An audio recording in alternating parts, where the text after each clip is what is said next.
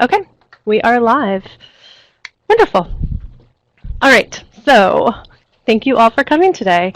As I just said a moment ago, this is our webinar, our brown bag webinar, 45 to 60 minutes on creative fundraising for preservation. Before we kind of get into the details of things, I thought I would let you know why I am giving the presentation in the first place. So what is it that qualifies me to do this today? So basically, I think you all know my name. My name is Claire Grund. I'm a paper and book conservator here at Northeast Document Conservation Center. And I have been here for over 13 years. It's almost 14 now, just kind of crazy. Time really flies. For the first 10 years, I was just at the bench treating works of art on paper. But for the last 3 years, I've actually taken on more of a public relations role. I've been traveling around the country, providing free conservation consults, answering questions about how best to care for and display and store and preserve collections. And as a result of that, I've been able to bear witness to a lot of different fundraising efforts. And I've seen kind of what works and what doesn't work. And so it's given me kind of a unique perspective on fundraising and as it relates to preservation activities. I also, I don't even think that they knew this at NEDCC, but in my early years, right after college, I actually worked for a nonprofit down in Washington, D.C. as the Assistant Director of Development. So I did do quite a bit of development work for about 2 years in my early 20s. It's been a long time, but anyway, it still stays with me. So that is why I am the one giving the presentation today. I should say that this presentation was co-written with Julie Martin. She's our Director of Marketing. She's actually out of town today, which is why I'm giving the presentation. She's much more our social media person here on staff, so I will do my best to explain bits and pieces of it that's really more her purview than mine, but I hope that you'll get a lot out of this. She put a lot of time into helping write the presentation, so I think it should be a good use of your time, especially while you're sitting there eating lunch, really, you know? It's either this or watch a cat video. All right, so we're going to go ahead and get started. So, when fundraising for projects to help preserve your collections, there are many ways to reach out to your members, your community, or other funders, as well as those from afar that you may have an interest in, a particular item. So what we've done is we've put together a list of what we're calling the fundraising toolbox. We've come up with what we consider to be 5 different tools that you can turn to. You can come up with 10, there's probably 40. It's really up to you how you want to look at it. This is how it made sense for us to break it down into kind of easy bites. So in this toolbox, we have the adopted artifact / crowdfunding effort. We have the tried and true personal appeals, social media, of course. Then we've got some creative marketing ideas as well as community engagement. And what you're going to see is that none of these exist in a bubble. They all rely on and are bolstered by their neighbors. The most successful fundraising projects out there tend to use all of them. So when considering where to start from this list, our first piece of advice is do everything. Take the time to create a step-by-step plan. Combine all the activities mentioned. One thing does build off of another.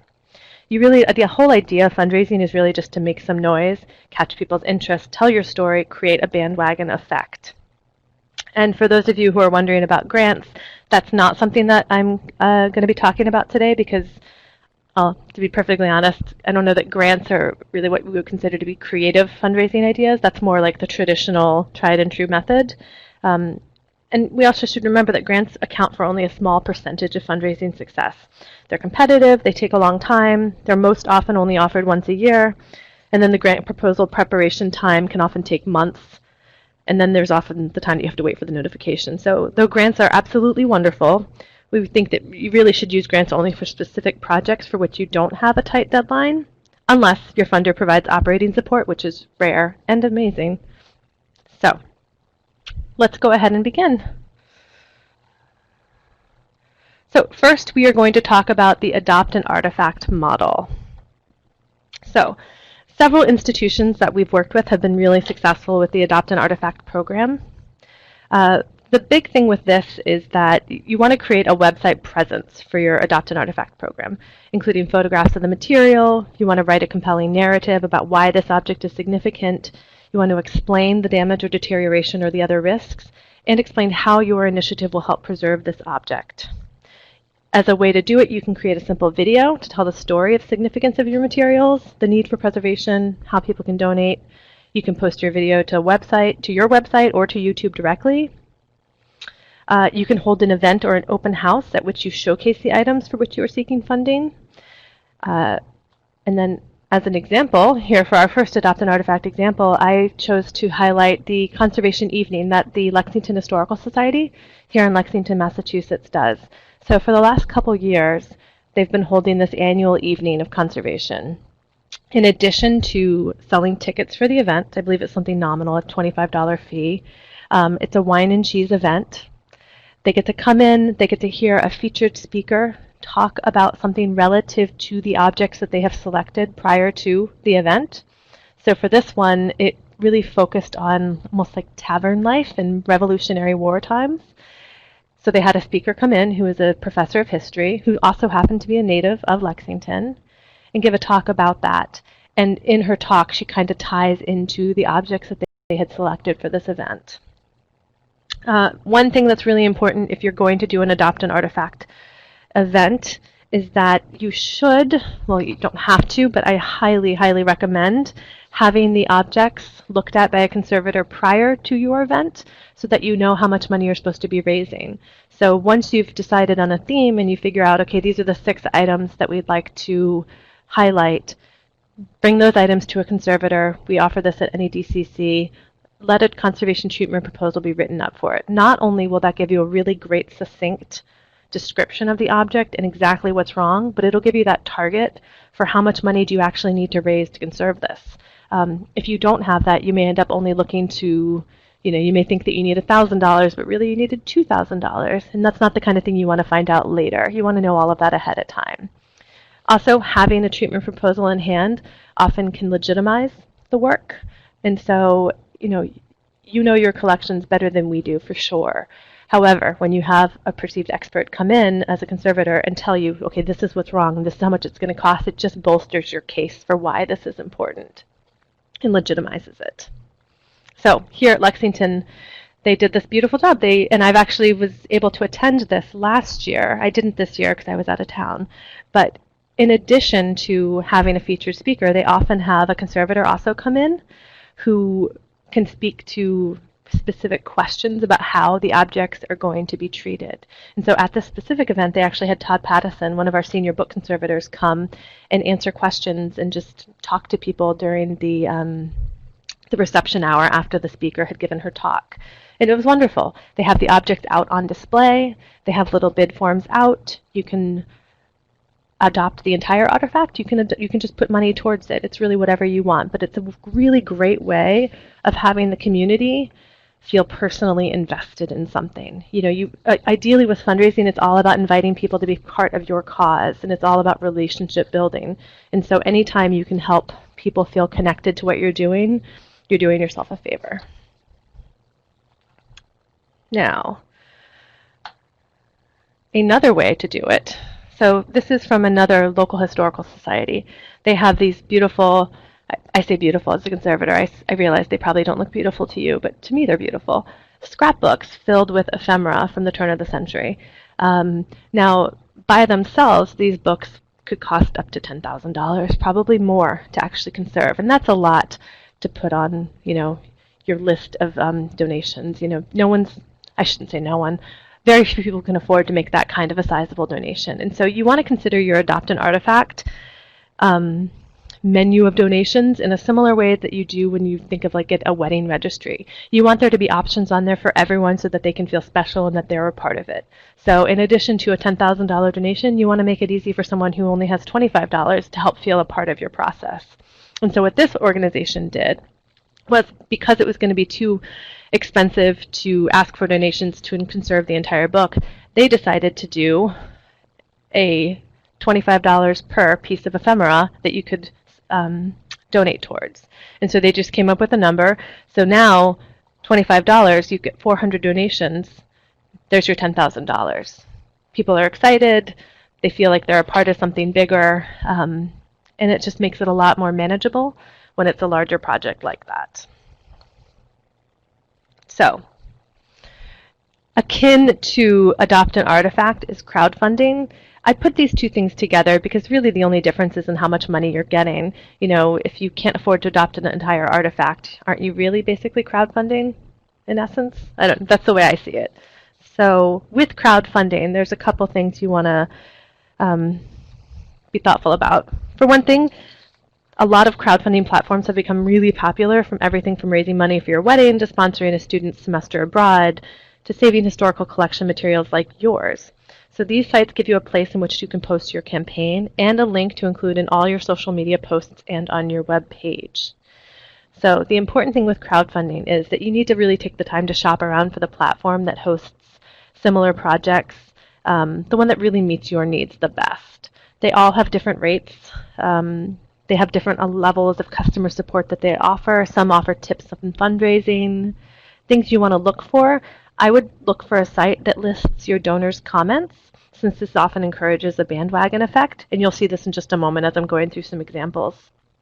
Now, if you're an organization where you plan to have quite a few different campaigns, you may want to consider one where you sign up for a premium monthly package, because this can keep your per transaction fee down. And it's also a good idea to ask advice from your peer organizations who have had experience with this. Which crowdfunding platforms did they use? And be sure to recognize that some platforms pay you monthly and do not require the full campaign amount to be reached before payment is sent, but some do. So that's a big difference between, for say, Kickstarter and Mighty Cause. And so this is the type of thing you want to look into before you choose a platform.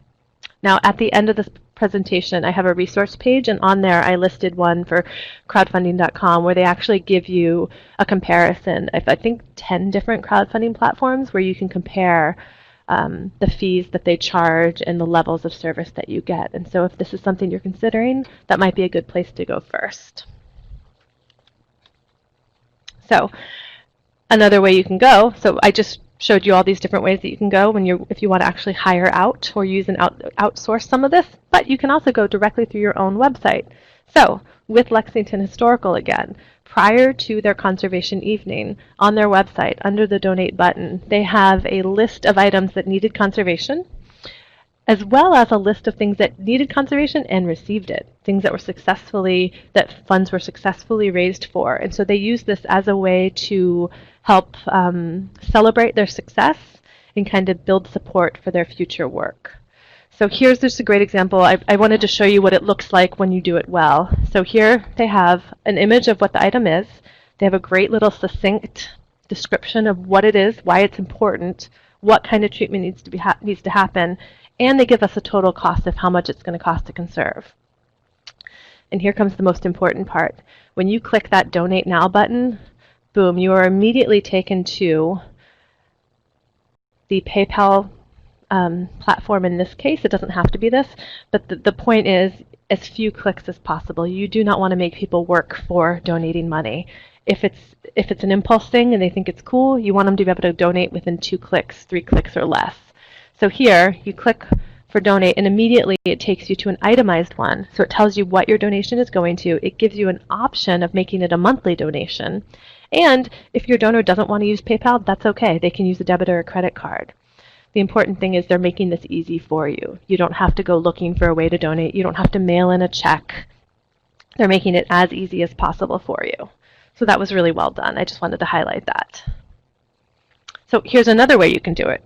This is the University of Alaska at Fairbanks.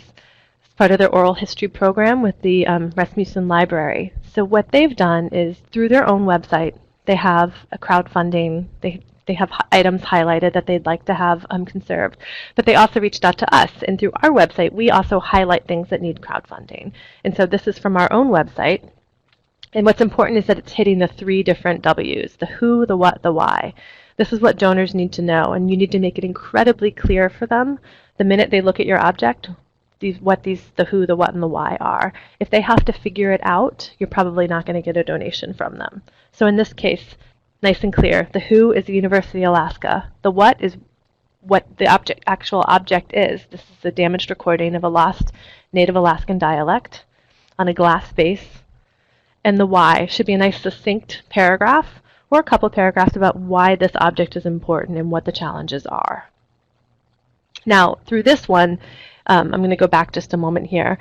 At the very bottom of the page there, you notice the Donate to the University of Alaska Oral History crowdfunding project. When you click that, it does take you directly to their website where you can make a donation. Not as easy as what the Lexington Historical Society did. This one requires a couple extra clicks, but at least it's still tied to it nicely. And then my other example. So this is using Mighty Cause. This is one of the few platforms that I mentioned earlier. This was utilized by the Old Bridgewater Historical Society. They had the original Bridgewater deed. This was a 368-year-old land deed. They wanted to raise money for it, so they turned to Mighty Cause. So here you can easily see the who, the what, the why, but because they've actually used, they've outsourced this to a crowdfunding platform, it gets a little bit fancier. You've got, I'm just going to go back so it's not covered over. You can see in the lower right-hand corner, when people make donations, it lists their names, the amounts, if they'd like them to.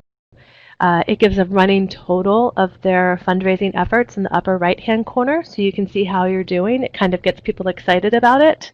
You can post this directly to social media, as you can see the Facebook and the Twitter and the email icons up there right below the donate button. And I have to just point this out. Old Bridgewater did a really lovely job here. So as people are donating, they're leaving comments. They're explaining why they donated. And as you can see, this one person said she wanted to mark her milestone birthday. Well, Old Bridgewater writes back, happy birthday, thank you so much. So not only are they acknowledging her gift, but they're building that sense of community. They're building that relationship with someone who, if I were her, that would have been incredibly touching to me. I think it's touching just sitting here in front of a computer and seeing that they're so involved and appreciative of their donors, and that's a really big part of it. So when looking at the crowdfunding, do some research. Look at other organizations that are similar to yours and really see how they've done it, because there are a lot of differences in the different platforms, and you may find one that you prefer a lot more than another. Now, in addition to doing this crowdfunding, as I said before, my first bit of advice was to do everything. Well, Old Bridgewater, though not on this webinar, they did do everything. They approached it correctly. So in addition to having their Mighty Cause crowdfunding platform, they also put out a 3-minute video that was on their website as well as on YouTube explaining why the deed was important. And they had a story written up in the wicked local Bridgewater newspaper. And this was put online and linked to their Facebook and their website. So they really attacked it from multiple angles, which is probably why they were successful. They actually exceeded their fundraising goal. Now, personal appeals. Personal appeals, I'm just going to briefly mention this one because, to be perfectly honest, this is a webinar on creative fundraising, and personal appeals are about as traditional as you can get. They're right over there with the grant funding. And so I don't want to spend too much time on something that's I don't really consider that creative. But I did want to give you 2 examples of where the personal appeal worked well in a kind of a creative way. So first, let's go back to Bridgewater again. In addition to doing the Mighty Cause fundraising crowdfunding platform, in addition to putting it on their Facebook page, in addition to putting it on their website, in addition to getting a newspaper article written about it, and putting up a video, they also turned to their community, and they got a sizable donation from their local bank. This was a great marketing moment, public PR moment for the bank. It helped their fundraising goal a lot. It's over 25% of what they were actually trying to raise. They were able to get with one big check.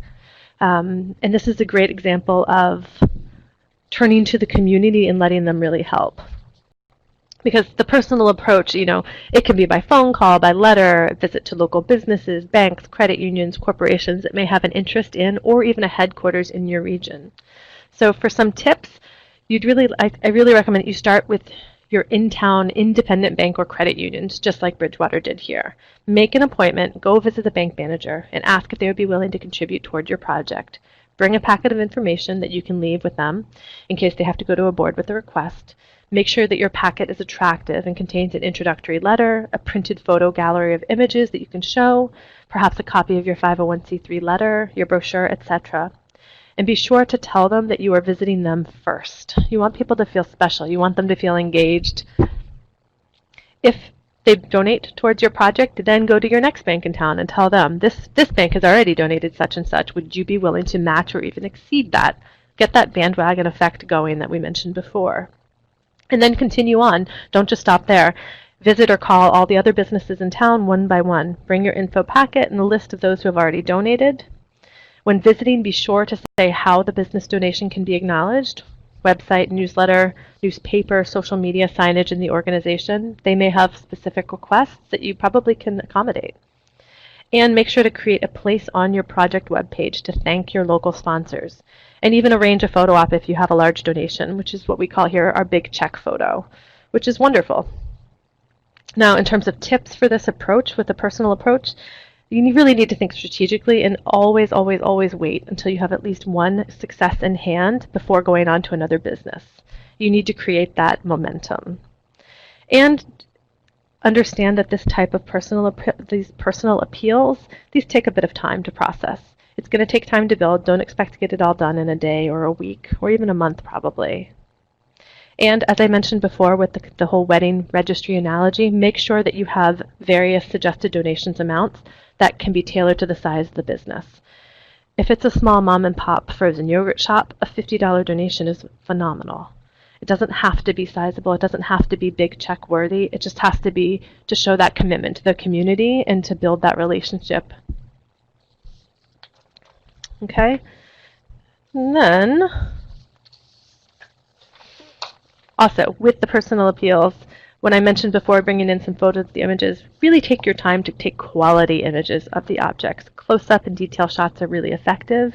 Use several images, not just one. And rather than asking people for a donation, invite them to join the effort. Let them become a part of preserving the history of their town. This is where you're really creating that sense of belonging to something bigger than yourself. It's really important that people feel like they're a part of what you're doing. It doesn't even have to be, well, you know what? I digress. I'll talk about that a little bit later. I was going to say, the actual object that they're conserving may not directly benefit them in any way. It may not be like, a town hall where they can host events. So there may not be that kind of tie-in, but it's their town, it's their history. It makes them feel more connected to you, and that's really the relationship that you're focused on building.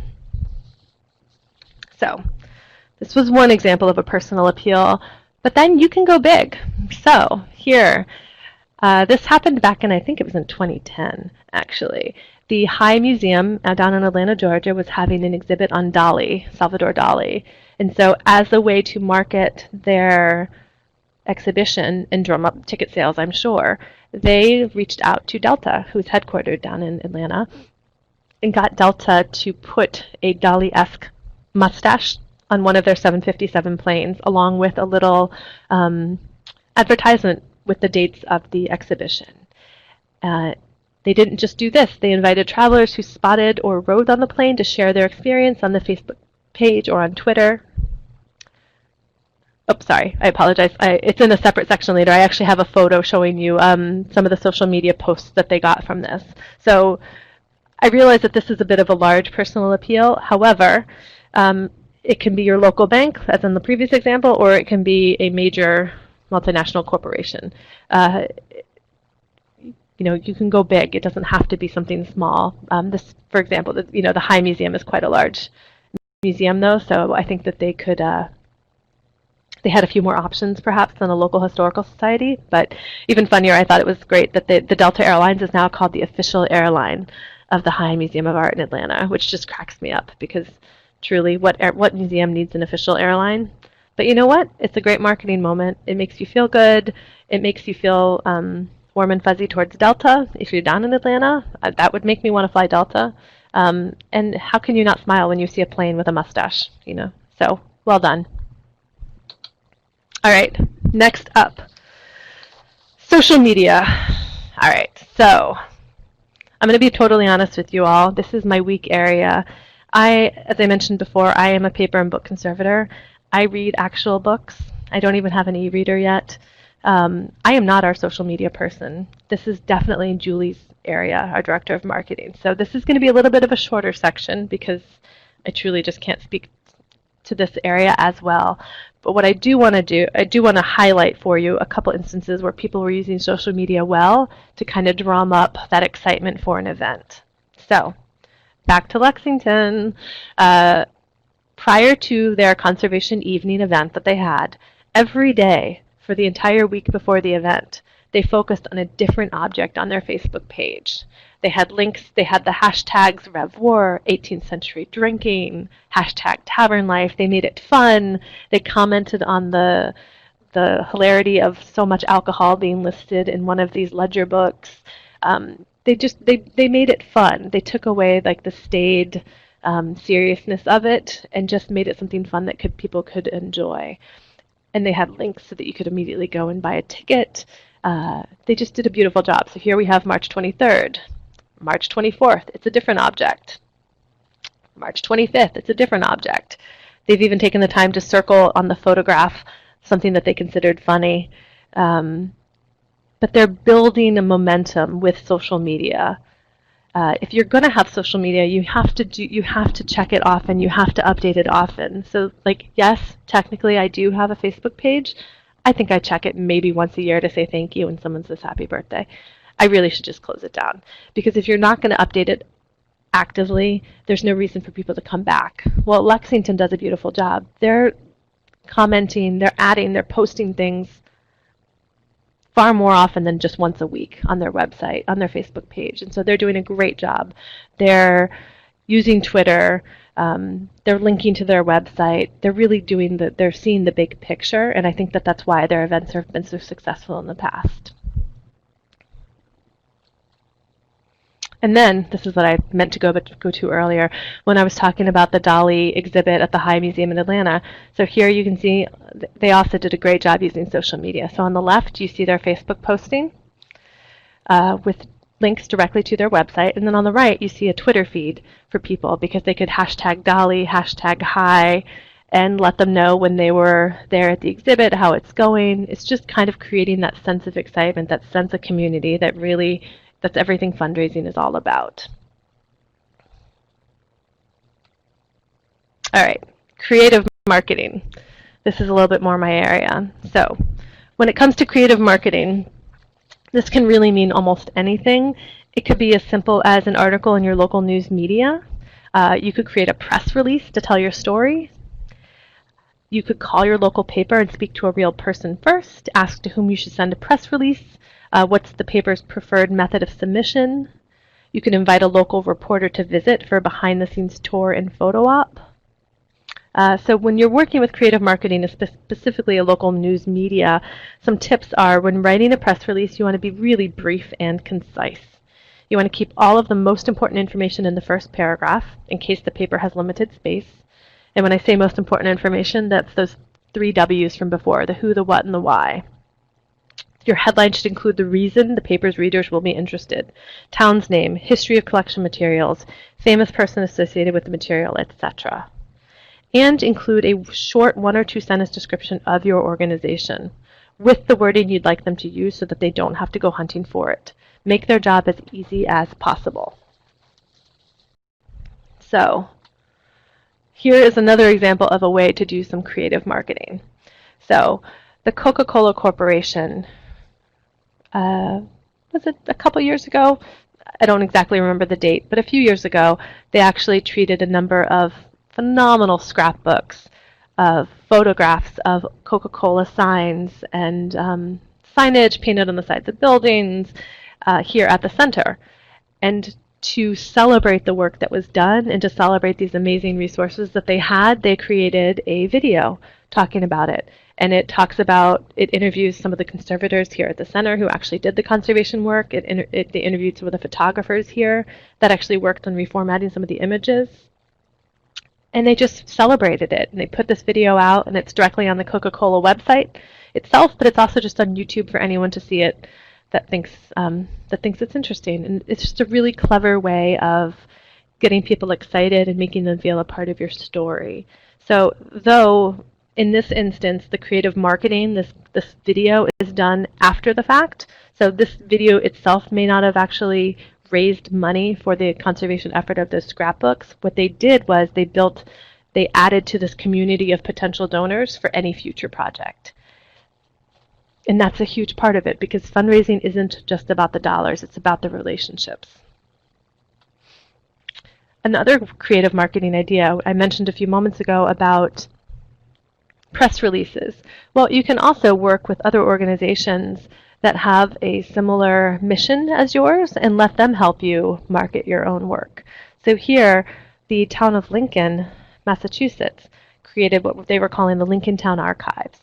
And it was a collaboration between their town's public library as well as the office of the town clerk. Now, it sounds like that should always be the case, but it's actually not. Most town clerks have their collection and the town libraries have their collection, and the two shall never meet. Well, Lincoln went about it a little bit differently. And so to highlight that and to celebrate the work that they've done, Julie actually wrote she wrote a story about it and posted it on her website. And it was also posted, I believe, on their, or it was linked to their website as a way just to celebrate the work that they had done and get the word out. So people that are living in Lincoln feel really proud that this is what we've done. This is really, I wouldn't want to say groundbreaking, but it's a different paradigm that they're doing. And I think it's a smart one. And so so the town of Lincoln didn't have to write this story. We wrote it, because we're excited about it, and we're a nonprofit that's trying to promote preservation and good stewardship of collections, and we think they're doing a great job. And so turn to other organizations that can help tell your story in a different way, perhaps, than you might have thought of yourself. And finally, community engagement. Now, this one is a little bit nebulous. This can be really almost anything, and when you think about it, all of the previous 4 tools, quote-unquote tools that we've talked about, are all involving community engagement. And that really just brings me back to that very first piece of advice I gave, which is do everything. They all tie in together. None of them exist in a bubble. One way to reach out for community engagement is to turn to other organizations that have a similar mission. So here at NEDCC, we have in the upper right-hand corner there, you see right above the red bird, a crowdfunding tab. And so we're not crowdfunding for our own materials. We don't own any of these materials. We're helping organizations that would like to have things conserved get the word out.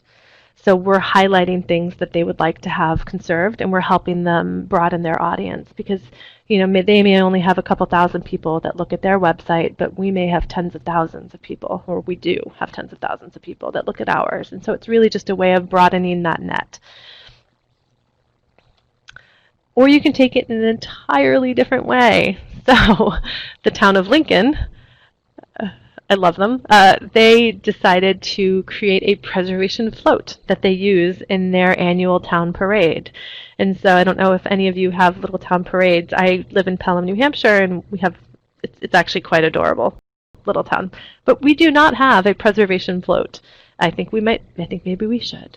And so here they've got members of the community all excited about preserving their town's documents, their town's history, piled onto this trailer. They're advertising events that are coming up, appraisal events. They're advertising, please join us in our effort. They're being clever with their archival survival. They're using some puns. And anyone watching this parade can probably knows 1 or 2 people on the float, so immediately feel this connection to it. So I just thought that was a really wonderful way to involve the community actively. So though this float itself in a parade may not actually be raising money, so in the sense that is it really a fundraising thing? It is, because you're raising the public image. You're putting it out there, you're staying relevant, and it's all about relationship building. I know I keep going back to that, but it's really fundraising is daunting when people think of it as asking for money, but it's not as daunting when you think of it as creating a sense of community. And people want to feel personally invested in things, and the money is just one tiny part of it. And I feel like Lincoln gets that in a way that a lot of people don't. Okay, so we've talked about the 5 different tools, quote-unquote tools, in the toolbox, and I thought it would be fun just to end with a case study. So, Canton, Maine, I have to say they have a tiny bit of an advantage. I believe this is actually where Julie Martin, our Director of Marketing, is actually personally involved with this organization, and so they do have some benefit of her experience, but they're doing a lot of things right. And so I just wanted to use them as a case example so I could show you how to use not just one, not just two, but 5 of those different tools all at once. So here on the left, we've got our fundraising toolbox, and I'm just going to tell you how they're using them as they go through. So Canton, Maine, it was back in I want to say it was the fall of 2017 that they were able to get a new building for their town historical society. The one that they'd had was in disrepair, and they were presented with an opportunity to take over a building that was going to be slated for demolition. And through amazing town efforts and people coming together, they were able to do that. Now that they have this new building, there's all this work that needs to be done on it. So one of the things that needed to be done was replacing these windows. The windows were old, they were drafty, they needed to have updated, they needed to have new energy efficient windows put in.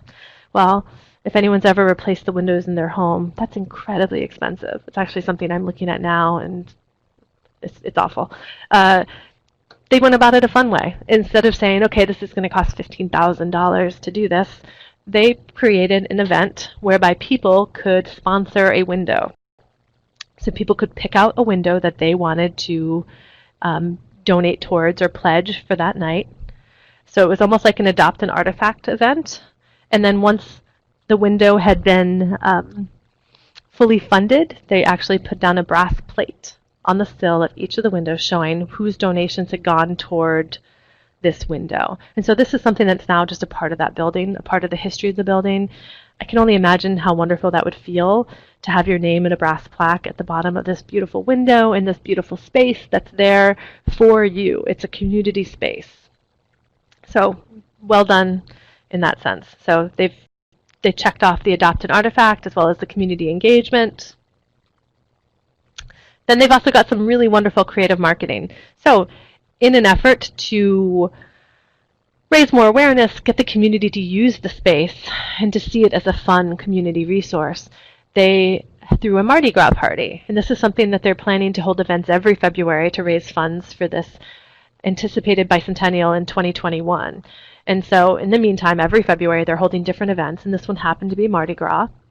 So it was a way for them to raise money and just make it more of a community center. So people that hadn't come out for the windows, now they have an opportunity to come out and enjoy the space and see why it's so important to the community. And this was creative.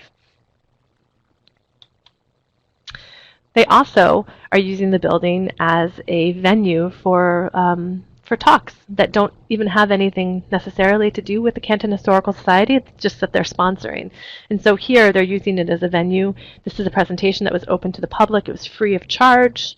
It was just a way to further engage the community and let them feel like they're a part of something bigger. They're also doing a fantastic job with social media.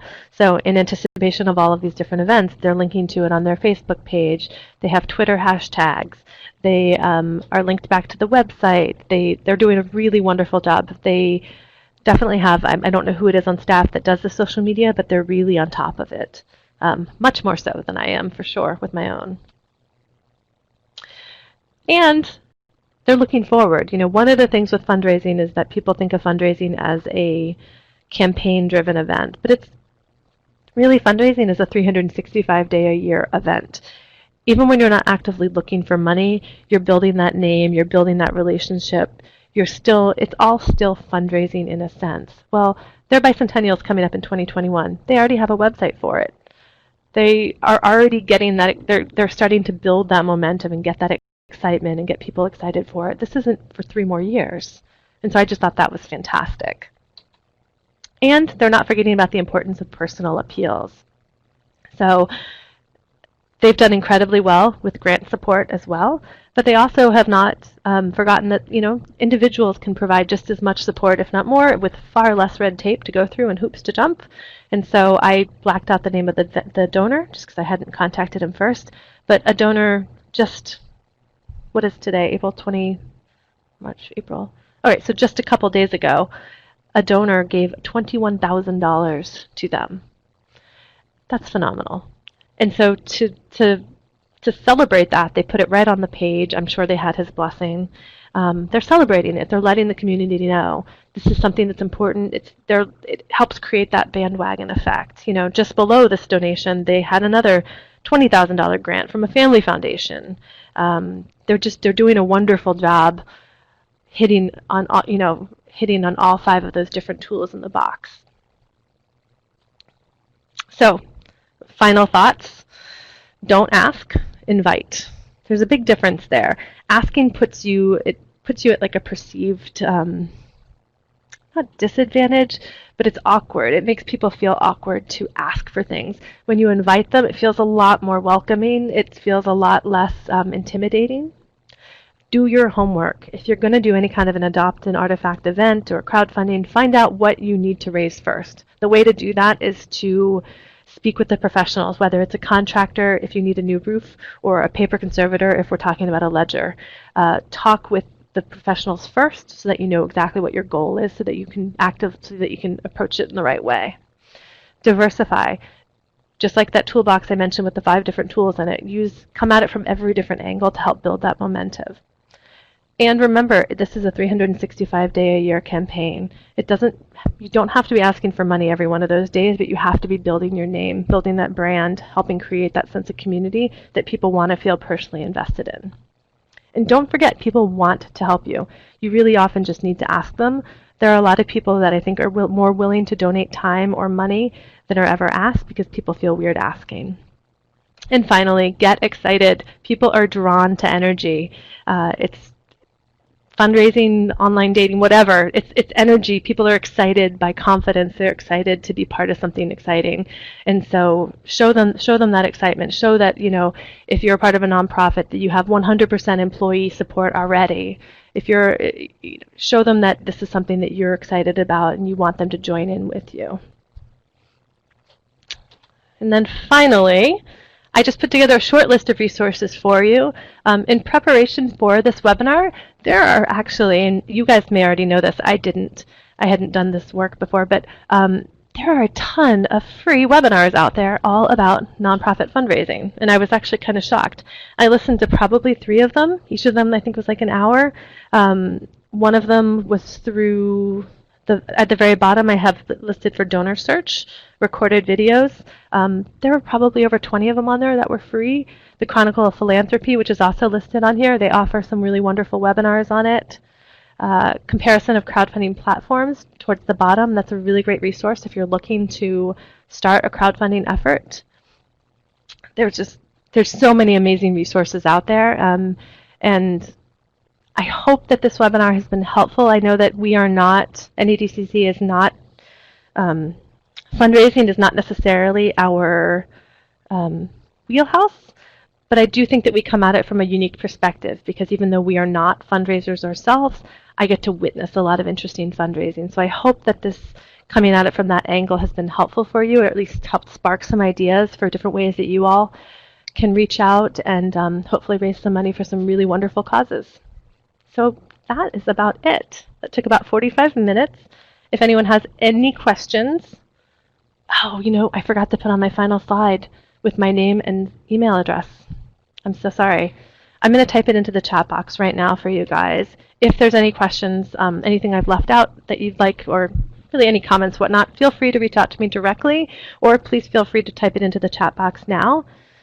And let me type in my info.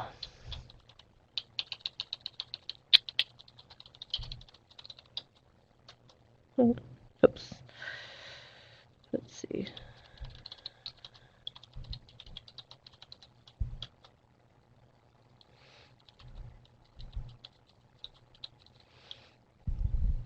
All right, so there's my email address as well as my cell phone number. I use that for work purposes. So if you want to talk to me, feel free to call. You can text, you can email, whatever it is. I'm happy to answer any questions you have. And then on a totally different note, if you have any questions about how best to care for your collections, feel free to reach out as well. That really is my job, is to just kind of be a free resource. It's our idea of making conservation more approachable. We know that not everyone has a conservator on staff, and so my job is to really just to help So otherwise, if no one has any questions, I'm going to go ahead and just stop the recording. And thank you all for coming. I see Mary is typing, in which case I have to say hello because Mary, I remember you. Your business card is actually on my wall in my cubicle right now. Yours is one of my. I think I have 4 or 5 people up there. You're one of them. So I think about you often. I hope you're doing well. And I also see Emma is here, who I also have met personally, and so I just want to say hello. So anyway, thank you guys for attending. I hope this was helpful.